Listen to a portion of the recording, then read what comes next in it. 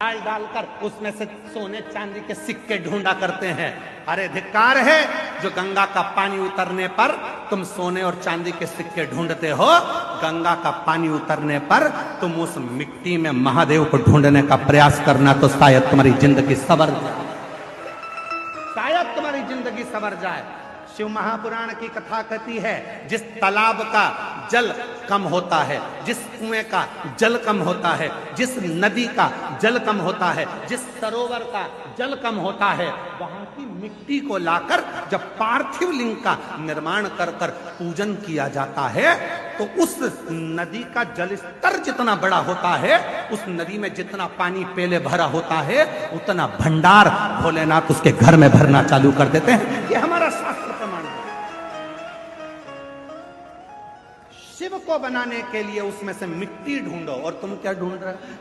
चुंबक डाल के पैसा, चुंबक डाल के सिक्का, और लगे कितने हाथ में? 100, 200, 500, 1000, 2000, 1 लाख, 1.5 लाख रुपए हाथ में लगे होंगे। इससे ज्यादा क्या लगेंगे? 2 लाख लगे होंगे, इससे ज्यादा क्या लगेंगे? पर यदि उसमें से जब नदी का स्तर नीचे जा रहा था, कुएं का पानी कम हो रहा था, तालाब का पानी कम हो रहा था, जलाशय का पानी कम हो रहा था, उस समय पर वहां की मिट्टी को लाकर पार्थिव का निर्माण करते, शिवलिंग बनाकर उसकी पूजन कर कर विसर्जन कर देते, तो नदी पूर्व में जितनी भरी हुई थी उतना भंडार मेरा भोलेनाथ तेरे घर का भर देते। ये हमारा शास्त्र का है। एक बार हमने ये कथा पहले कही है, तो किसी ने पूछा, क्यों गुरुजी, उस मिट्टी में ऐसा क्या हो जाता है कि भगवान शंकर जितना उस नदी में पानी भराता है उतना भगवान उसका घर का भंडार भर देता है, उस नदी में ऐसा क्या हो जाता है, उसकी मिट्टी में ऐसा क्या हो जाता है? तो शिव महापुराण की कथा में आता है, कृष्णेश्वर महादेव की कथा। 12 ज्योतिर्लिंग में से 12वां ज्योतिर्लिंग। सुधर्म नाम के ब्राह्मण की 2 धर्म पत्नी थी, घूष्मा और सुदेहा।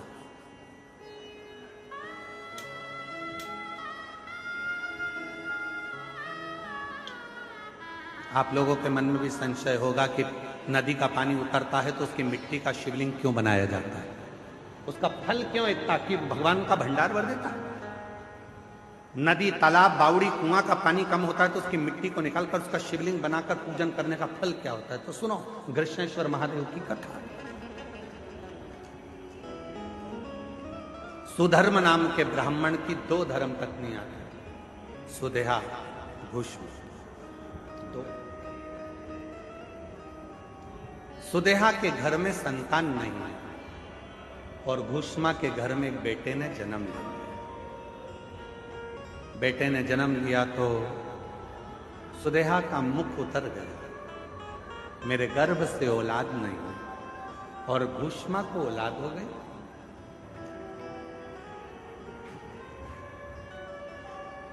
सुधर्म ने अपनी पत्नी घूष्मा से कहा कि तेरे गर्भ से यदि एक बच्चा हो सकता है तो तेरे गर्भ से और भी बच्चे जन्म